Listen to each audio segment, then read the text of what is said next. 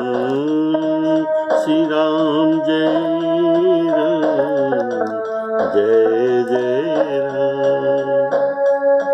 श्री राम जय राम जय जय राम। श्री राम जय राम जय जय राम। श्री राम जय राम जय जय राम। आदरणीय श्रोताओं, सप्रेम राम राम कहकर आज का राम कथा प्रसंग शुरू करने जा रहा हूँ।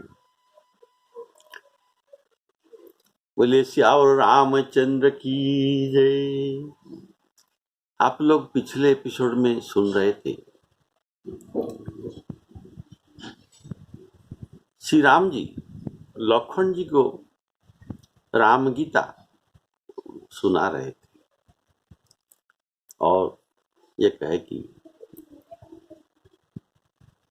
सत्संग, भक्ति के लिए सत्संग करना चाहिए, सत्संग के लिए पुण्य करना चाहिए। तो पुण्य तो कहाँ से मिलेगा?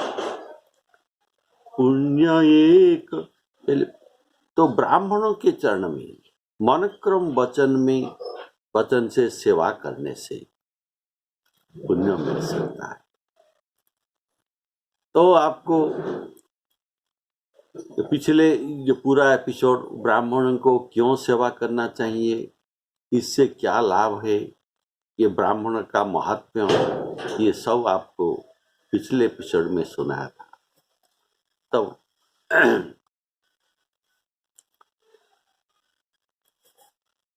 ये जितना आप सुने हैं पिछला एपिसोड में ब्राह्मणों को पूजा करने का महत्व, ब्राह्मण क्यों पूज्य है, ये सब गोस्वामी जी ये विप्र पूज्य के बारे में जितना भी लिखा है ये विभिन्न सत्शास्त्र से ही गृहीत किया गया है। इसलिए पहले वंदना प्रसंग में गोस्वामी जी ने लिखा है, नाना पुराण निगमागम सम्मतं जत रामायणे निगदितं। इसलिए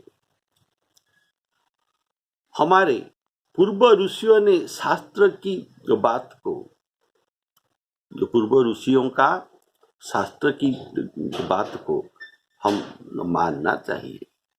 कल्पित आचरण करे इसमें अच्छा नहीं होगा।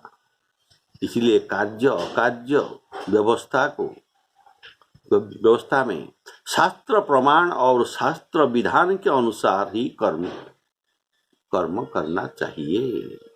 शास्त्र विधानों को छोड़कर जो अपना मन के कल्पित आचरण करते हैं उन्हें सिद्धि न मिलती, न सुख मिलती और न उनको श्रेष्ठ गति भी प्राप्त होती। तो गीता जी में तो कहा गया है, जो शास्त्र विधि मुत्सृज्य आचरति काम कारतः न स सिद्धिं अवाप्नोति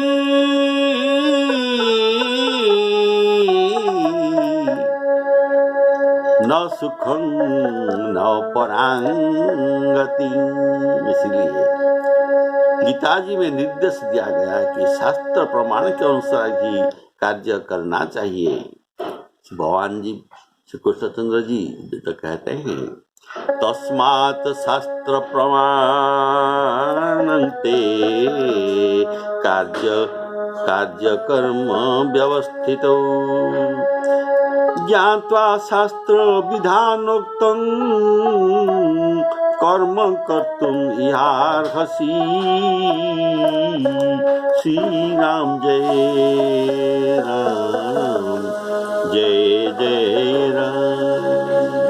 शास्त्र के अनुसार कर्म करने से, अपने धर्म पालन करने से इसमें से वैराग्य मिलता है। भगवान जी कहते हैं तुम्हारे पास अगर वैराग्य मिल जाएगा तो मेरे प्रेम उत्पन्न होगा, मेरे धर्म में प्रेम उत्पन्न होगा।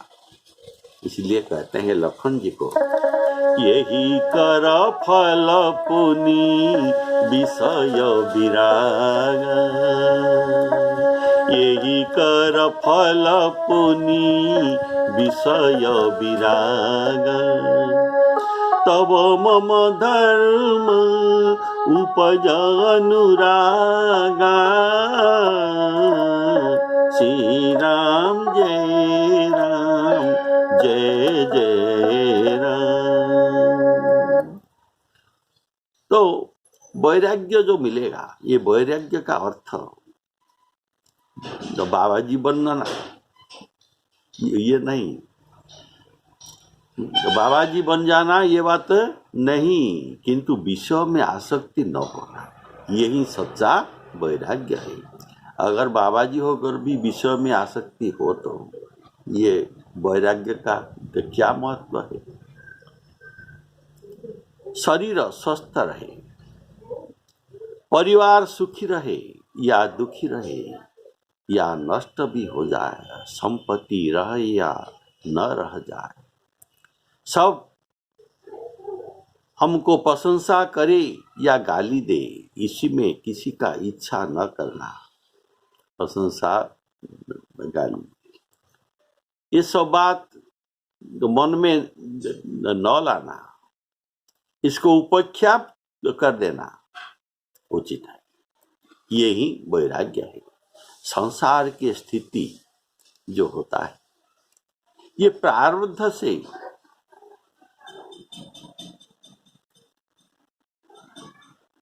ही इसका संपर्क रहता है, और उसमें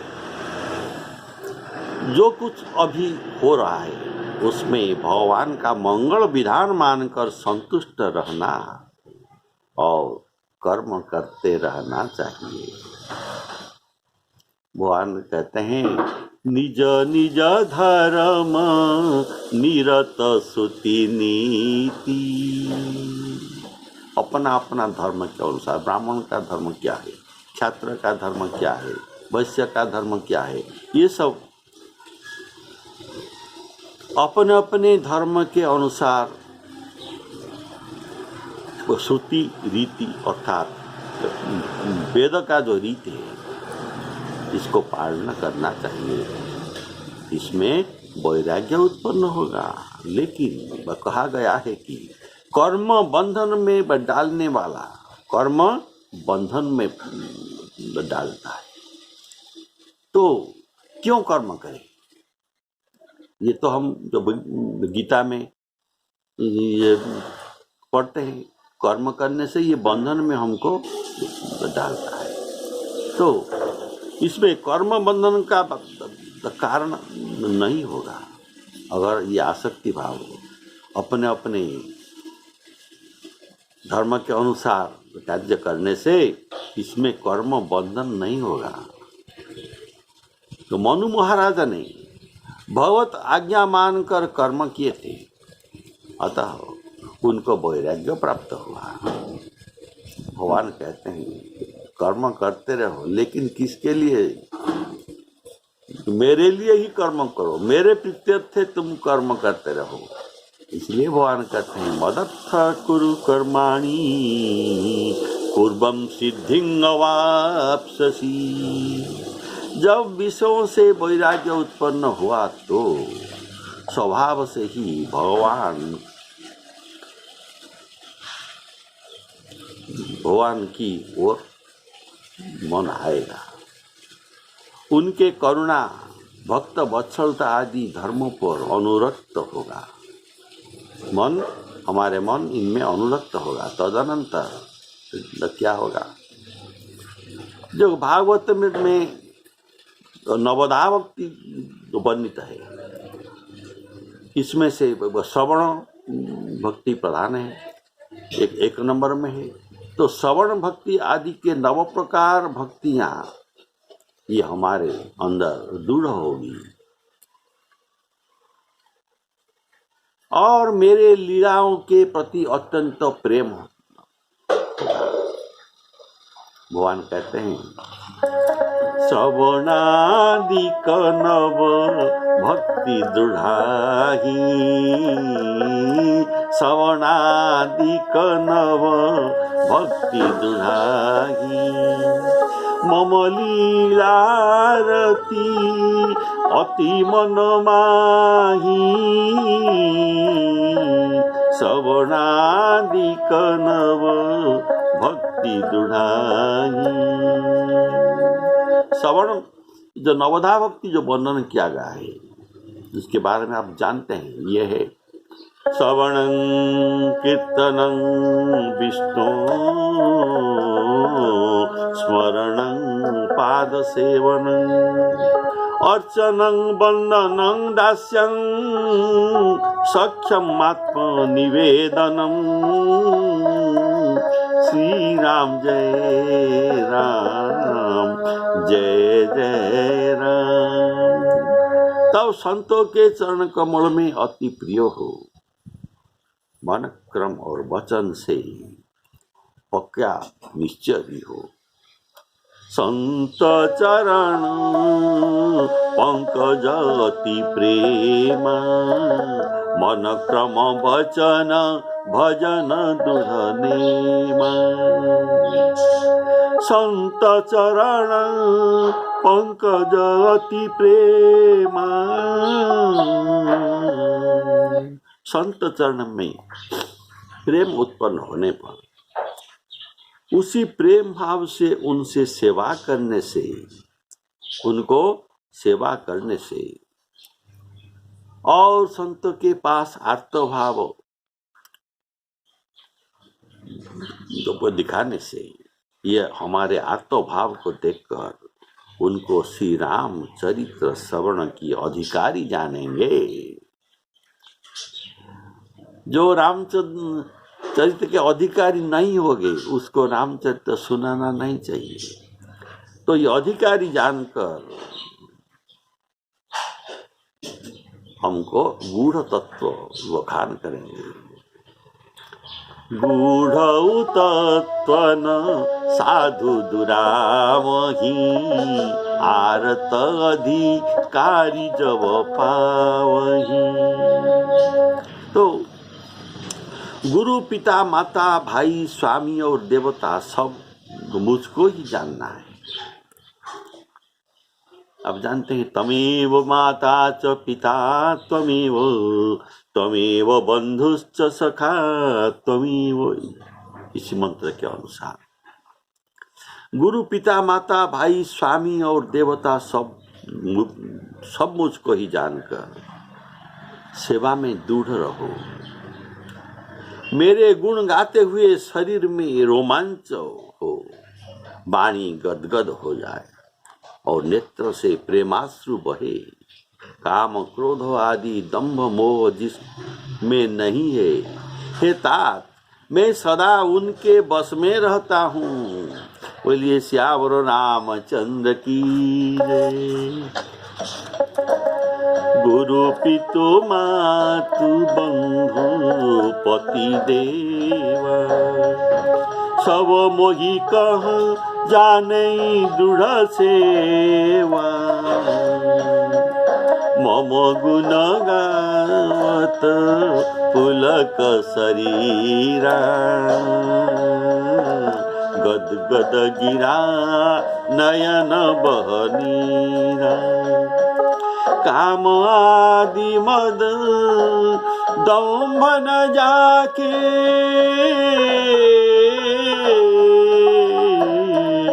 तात निरंतर बस में ताके। श्री राम जय जय राम। गुरु पितु मातु बंधु पति देवा, यह कहने का भाव। जगत में जितना स्नेह और संपर्क संबंध है और जिनके साथ प्रीति और प्रतीति विश्वास है, ये सब राम जी के नाते ही करना चाहिए। राम जी से जिसका संपर्क है उनके साथ ही संबंध रखना चाहिए। जहाँ लगी सजगत स्नेह सगाई, प्रीति प्रतीति निगम निज गाई। भरत जी कहते हैं जितना संपर्क है भाई बंधु देव गुरु, ये सब आप मेरा ही है। ये सब आप ही है। भरत जी कहते हैं मोरे सवई एक तुम सामी, मोरे सवई एक तुम सामी। दीन बंधुर अंतर जामी, श्री राम जय राम जय जय राम। गुरु पिता माता बंधु आदि सब में भगवान कहते हैं हमारे भावना करें, ये सब में मेरा ही भावना करें, ये और कोई नहीं, ऐसा भावना चाहिए। ये सब मैं ही हूँ, ऐसा भावना करें। इससे पराभक्ति प्राप्त हो जाएगी। ऐसी भावना करने से भी सबकी ममता त्याग, सबके ममता त्याग अर्थात प्रभु की ममता में ये परिणत हो जाएगा। सबके ममता त्याग कट जाकर ये प्रभु के पादों में लग जाएगा। बोलिए श्याम रामचंद्र की जय। प्रभु कहते हैं मम गुण गावत पुलक शरीरा। प्रभु के वचन है, आप जानते हैं। प्रभु कहते हैं मैं वैकुंठ में नहीं रहता हूँ। जोगिनां हृदय न च नाहं वसामि वैकुंठे, जोगिनां हृदये न च मद्भक्ता यत्र गायन्ति तत्र तिष्ठामि नारद।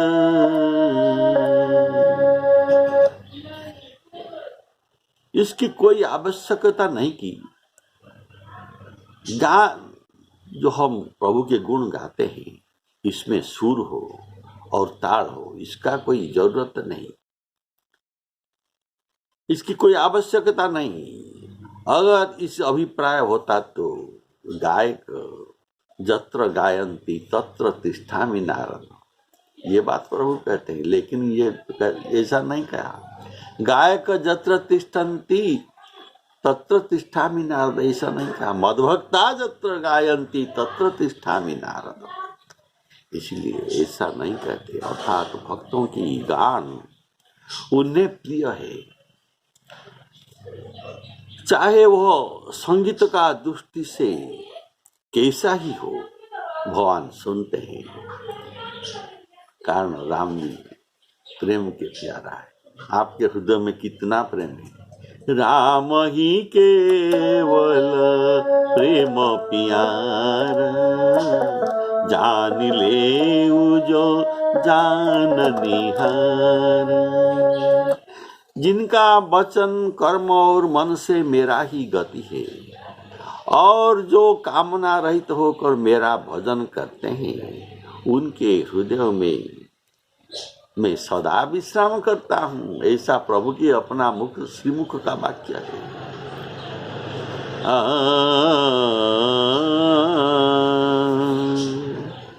तो ये भक्ति जो लखन जी श्री राम जी के मुख से सुनकर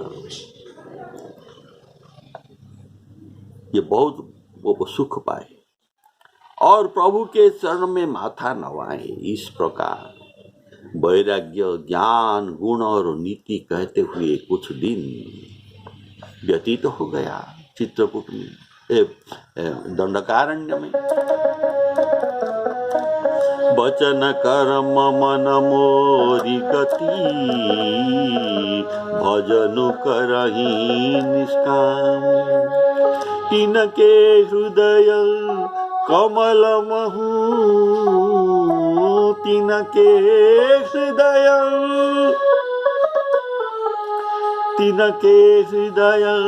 कमल महु, करम सदा विश्राम। भगति जोग सुनी अति सुख पावा, भगति जोग सुनी अति सुख पावा। लक्ष्मण रा प्रभु चरणनि सिरुनावा, यही विधि गए कछुक दिन बीती। कहत विराग ज्ञान गुण नीति। भगवान कहते हैं वचन कर्म मन मोरी गति, इसका भाव है जो गीता में लिखा गया है। मनमना भव मद भक्त मद्याजी मां नमस्कुरु, मामेवस्यसि सत्यं ते प्रतिजाने प्रियोऽसि मे। ये भाव है। वचन कर्म मन मोरी गति। और भी भगवान कहते हैं सर्वधर्मान परित्यज्य मामेकं शरणं व्रज, अहं त्वां सर्वपापेभ्यो मोक्षयिष्यामि मा शुचः। श्री राम जय राम जय जय राम। ये भगवान जी के द्वारा भक्ति ज्ञान वैराग्य माया ये सब उपदेश लक्ष्मण जी को दिए। तब क्या हुआ? अभी पंचवटी का कुछ चरित्र आपके पास आ गया है। ये है शूर्पणखा के चरित्र। शूर्पणखा के स्वभाव में वर्णना किया जाता है कि ये नागिन की भांति कठिन हृदय वाली शूर्पणखा ये रावण के बहन थी और एक बार पंचवटी में गई और दोनों राजकुमार राम और लक्ष्मण को देखकर ये व्याकुल हो गया। भुसुंडी जी तो कहते हैं, काक भुसुंडी कहते हैं जो गरुड़ जी को, हे सर्पों के शत्रु गरुड़ जी, भाई पिता पुत्र कोई भी सुंदर हो उसे स्त्री देखते ही व्याकुल हो जाती है। ये जो कहा गया ये शूर्पणखा इस स्त्री के लिए ही कहा गया है। और मन को ये रोक नहीं सकती, जैसे सूर्य कांत मणि सूर्य को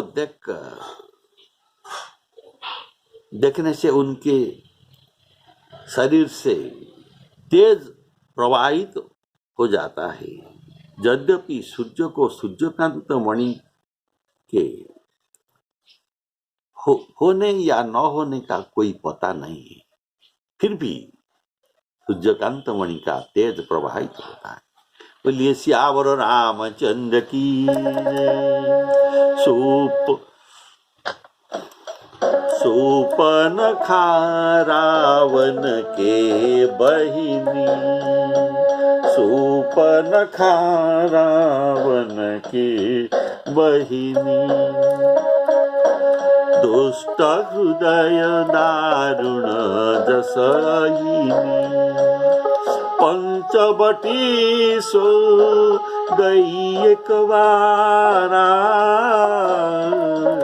देखी विकल भई जुगल कुमार, भ्राता पिता पुत्र उरगारी, पुरुष मनोहर निरखती नारी, होई विकल सक मनहीन रोकी,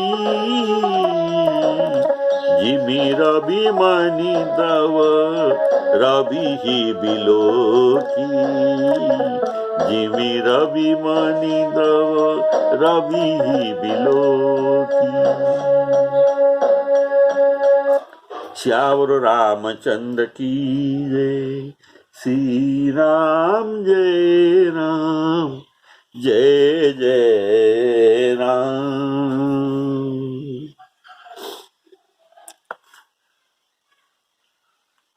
तो सुपर्णखा के जीवन वृत्तांत सुनिए। बोलिए श्यावर रामचंद्र की जय। तो कुबेर ने अपने पिता को प्रसन्न करने के लिए, उनके पिताजी कौन है? विश्रवा ऋषि है।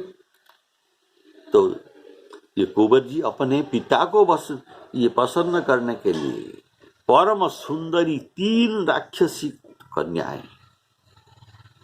साथ में लेकर चले। एक इनका नाम है पुष्पकटा, राका और मालिनी। पुष्पकटा, राका और मालिनी, ये दोनों सुंदर राक्षसी कन्याओं को उनके सेवा में उपस्थित किया और इनके सेवा में प्रसन्न होकर महात्मा विश्रवा ऋषि प्रत्येक को लोकपाल के सदृश पराक्रमी पुत्र देने के लिए वरदान दे दिया इन तीनों राक्षसी कन्याओं को। तब क्या हुआ? पुष्पकटा से रावण का जन्म हुआ। रावण और कुंभकर्ण ये दोनों जन्म हुए और मालिनी के गर्भ से विभीषण जन्म हुए और राकाश के गर्भ से शूर्पणखा का जन्म हुआ। ऐसे शूर्पणखा रावण का बहिन है। इस प्रकार शूर्पणखा रावण के बहिनी है। और महाभारत में वन पर्व में यह कथा वर्णित है कि ये आप जो सुना ये तो महाभारत में ऐसा वर्णित है। लेकिन वाल्मीकि रामायण के अनुसार रावण, कुंभकर्ण और विभीषण और शूर्पणखा ये चारों कैकेयी के संतान थी, पर यह मत मानस में नहीं है। गोस्वामी जी इसे स्वीकार नहीं करते, इसलिए इन्होंने ये बात को स्वीकार नहीं किया। लेकिन शूर्पणखा का विवाह कालखंज वंशी मायावी राक्षस विद्युत जिहा के साथ हुआ था। रावण ने उसको मार डाला। शूर्पणखा के विधवा करने पर हो जाने पर उसने खर और दूसरा त्रिशिरा और 14,000 इसके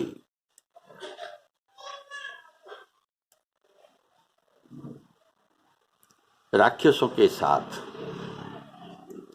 ये जनस्थान में शूर्पणखा को रखा। ये सब शूर्पणखा जो नाम पड़ा, इसका नाम क्यों है? नख इसका वह सूप के समान है। नख इसका सूप के समान है, अतः इसका नाम हुआ शूर्पणखा नाम पड़ा। खरदूषण भी इनके भाई है। वह स्वयं बलवती और स्वेच्छाचारिणी स्त्री थी शूर्पणखा। मैं अपने स्वाधीन बल से सर्वत्र विचरण करता हूं। उसने शूर्पणखा ने ये बात स्वयं श्री रामचंद्र जी से कहा था। हे राम, अहम प्रभाव संपन्ना स्वच्छंदं बलगामिनी। स्वच्छंदं स्वतंत्र हूँ और अपने बल से सब जगह जा सकता हूँ। सुपर्णखा को दारुण हृदय और नागिन का उपमा देकर ये बड़ी उत्तम उपमा दिया गया है, अर्थात वह भयंकर होती ही है। ये तो भयंकर है, पर साथ ही ये दारुण हृदय भी है कि सर्पिणी जैसे अपनी अंडों बच्चों को, ये जैसे सर्पिणी अपने अंडों और बच्चों को खा जाती है, वैसे ही यह सारे निशाचर वंश का नाश का कारण होगा। रावण की बहन कहकर वैधव्य जनाया और दूसरे रावण जगत प्रसिद्ध है, इससे उसका नाम दिया। पुनः रावण की बहन कहकर उसे बड़ी क्रूर, व्यभिचारिणी, राक्षसी और विशाल देह वाली और रावण के समान जनाया। उनका दुष्ट हृदय अर्थात जिसका हृदय काम विकार तथा अधर्म से दूषित हो गया हो। गोस्वामी जी कहते हैं, प्रदुषंती कुल स्त्रियः स्त्रीषु दुष्टासु वात्स्नेयो जायते वर्ण संकरः। ये बात गीता में भी कहा गया है, स्त्रीषु दुष्टासु वात्स्नेयो जायते वर्ण संकर, इनसे वर्ण संकर उत्पन्न होता है। अहिनी अर्थात प्रतिशोध लेने वाली, उसे दूर रखने का योग्य है।